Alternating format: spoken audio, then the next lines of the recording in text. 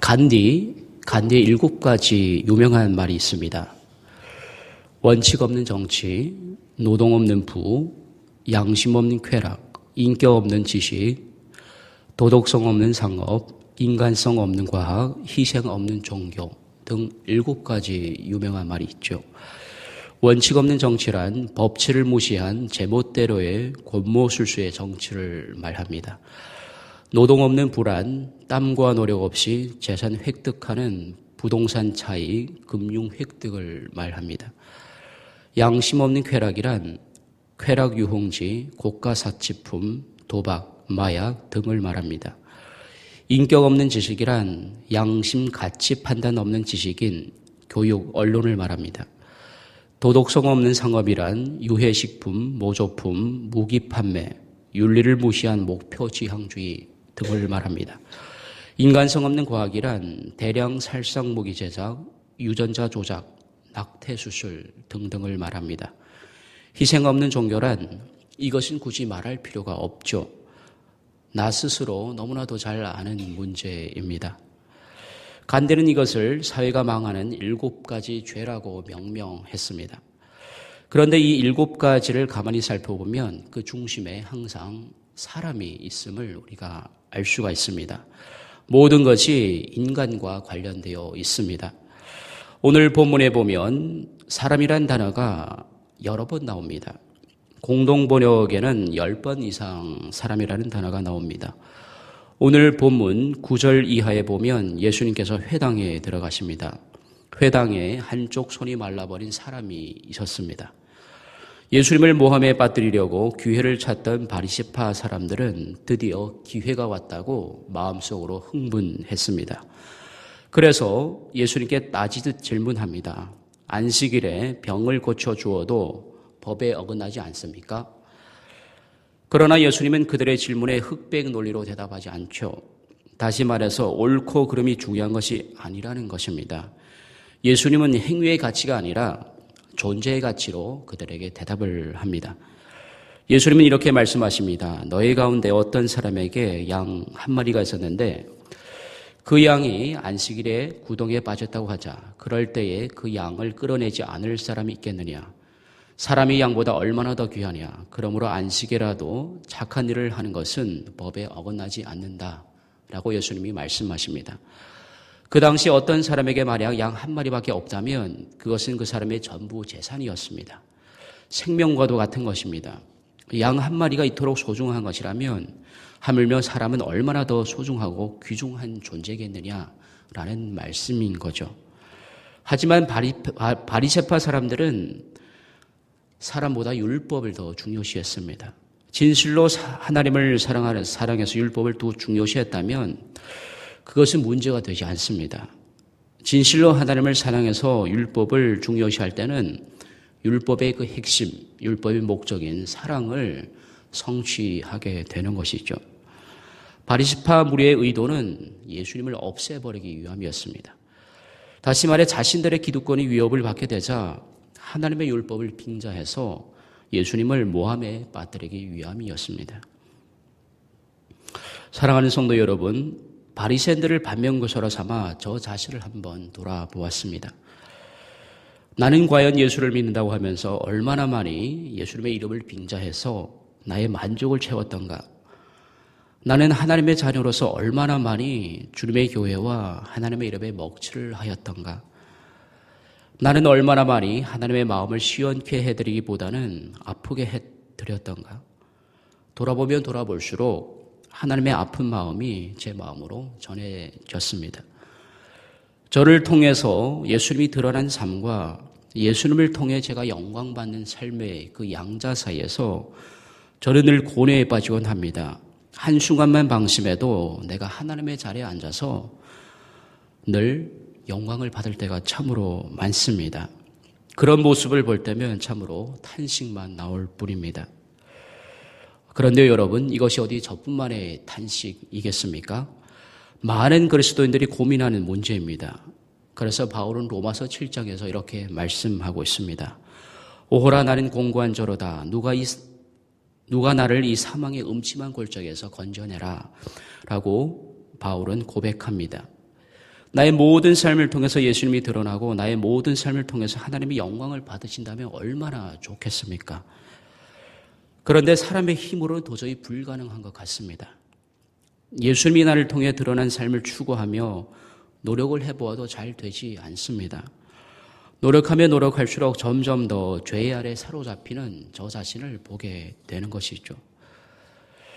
아무리 죄를 극복해 보려고 해도 죄는 어느새 나도 모르는 사이에 틈타서 저 자신을 사로잡곤 하였습니다. 어디 저뿐만 그러겠습니까?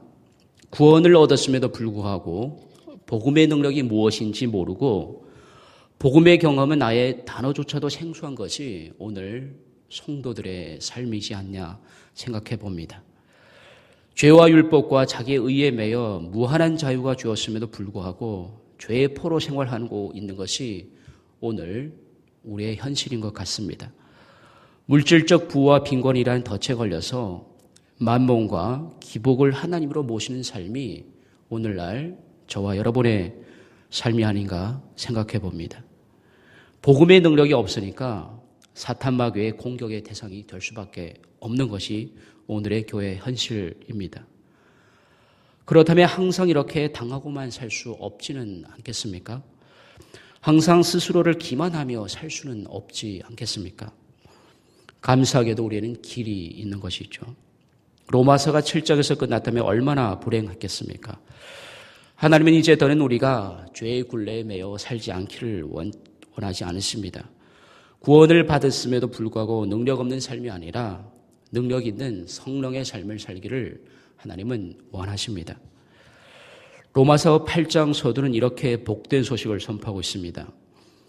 그러므로 이제 그리스도 예수 안에 있는 자에게는 결코 정죄함이 없나니 이는 그리스도 예수 안에 있는 생명의 성령의 법이 죄와 사망의 법에서 너를 해방하였음이라 라고 선포하고 있습니다. 사랑하는 성도 여러분, 바로 이것입니다.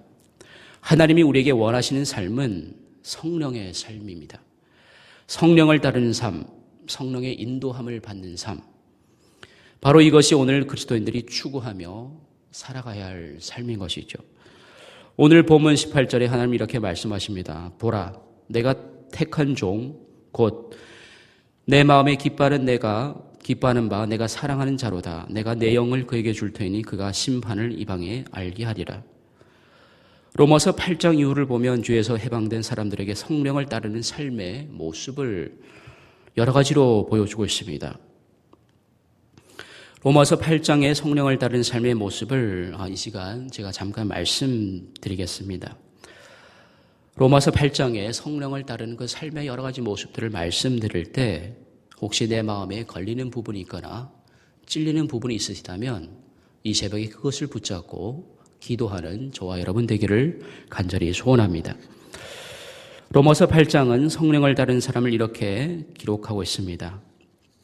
죄의 삶이 아니라 생명의 삶을 살게 됩니다. 고난과 고통 중에 있을지라도 영광의 삶을 추구하며 삽니다. 그 어떤 상황 속에서도 하나님의 사랑을 확신하고 신뢰합니다. 하나님의 진노와 자비에 민감하게 됩니다.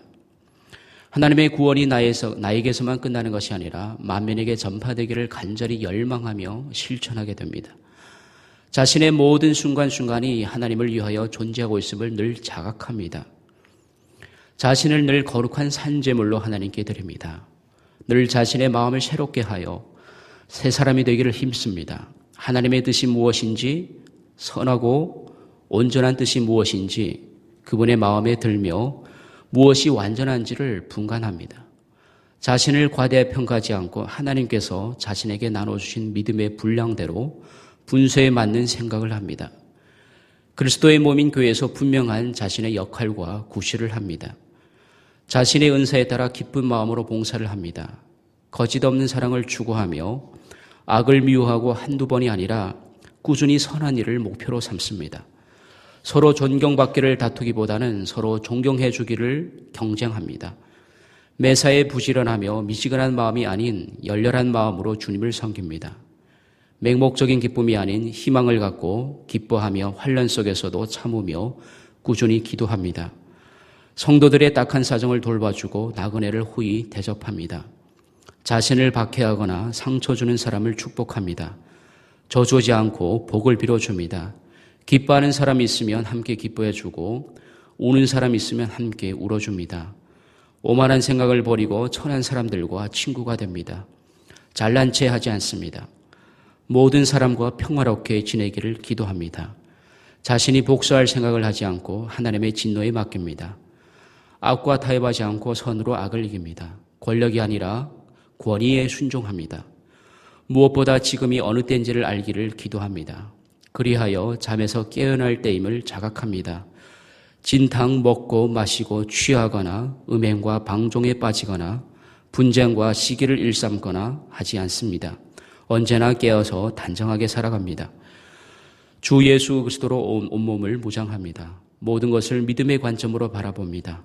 약한 자의 짐을 지어줍니다. 서로 용납하고 관용하고 이해하고 받아들입니다. 성령을 통해서 누리는 정의와 평화와 정신으로 하나님을 기쁘게 해드립니다. 남에게 해야 할 의무를 다합니다. 그러나 아무리 해도 다할 수 없는 한 가지 의무가 있음을 평생 최대의 가치로 삼고 살아갑니다. 그것이 바로 사랑의 의무임을 늘 자각하며 살아갑니다. 사랑하는 성도 여러분, 성도의 구별됨이란 바로 로마서 8장이 말씀해주고 있는 이런 것에서 구별되지 않나 생각을 해봅니다. 이러한 것이 우리의 가치가 되고 우리의 목표가 된다면 우리의 가정, 우리의 교회, 우리의 사회는 많은 문제가 스스로 해결될 것입니다. 더는 희생 없는 종교라는 말을 듣지 않을 것입니다. 방법은 단 한 가지죠. 회개와 순종뿐입니다. 순간순간 회개하고 순간순간 순종하면 됩니다. 그럴 때 성령께서 더할 나위 없는 은혜를 부어주시리라 저는 확신합니다. 오늘 본문 18절 이하에 이렇게 말씀합니다. 내가 택한 종 곧 내 마음에 기뻐하는 내 사랑하는 자로다. 내가 내 영을 그에게 줄 터이니 그가 심판을 이방에 알게 하리라. 그는 다투지도 아니하며 둘레지도 아니하리니 아무도 길에서 그 소리를 듣지 못하리라. 상한 갈대를 꺾지 아니하며 꺼져가는 심지를 끄지 아니하기를 심판하여 이길 때까지 하리라. 또한 이방인들이 그의 이름을 바라리라. 이방인들이 그의 이름을 바라리라. 하나님의 간절한 소원, 하나님의 이 간절한 희망이 우리를 통해 이루어지기를 소원합니다. 예수님이 이 땅에 오신 목적은 하나님께 이방인이었던 우리를 구원하시기 위함이었죠.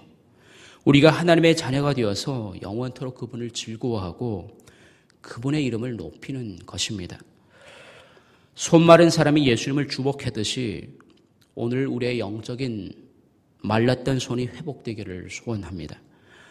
그래서 죄의 늪에 빠져 허우적대는 죽어가는 영혼들을 살리는 그러한 우리의 손이 되기를 소원합니다. 언제까지요? 모든 이방인들이 주님의 이름을 바라는 그날까지 우리는 이 사역에 최선을 다해야 할 것입니다. 사랑하는 성도 여러분, 이 사역은 내가 하는 것이 아니죠. 성령님이 나를 통해서 하십니다.